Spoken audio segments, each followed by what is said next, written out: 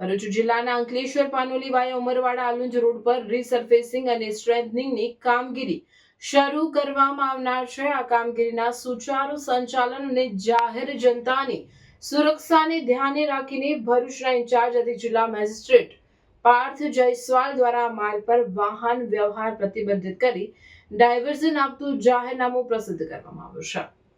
અંકલેશ્વર પાનોલી વાયા Umarwada આલુંજ road પર ના વિસ્તારમાં રીસર્ફેસિંગ અને સ્ટ્રેન્થનિંગની કામગીરી હાથ ધરવામાં આવનાર હોવાથી જાહેર જનતાની સુવિધા માટે આ માર્ગ આગામી 60 દિવસ સુધી વાહન વ્યવહાર માટે બંધ રાખવાનો નિર્ણય લેવામાં આવ્યો છે। આ સમયગાળા દરમિયાન વાહન ચાલકો ગોયા બજારથી અંકલેશ્વર હાંસોટ રોડના વૈકલ્પિક માર્ગનો ઉપયોગ કરી શકશે।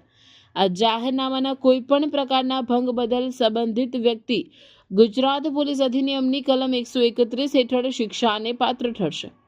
જિલ્લા વહીવટી તંત્ર દ્વારા નાગરિકોને આ સમયગાળા દરમિયાન સહકાર આપવા અને વૈકલ્પિક માર્ગનો ઉપયોગ કરવા અપીલ કરવામાં આવી છે।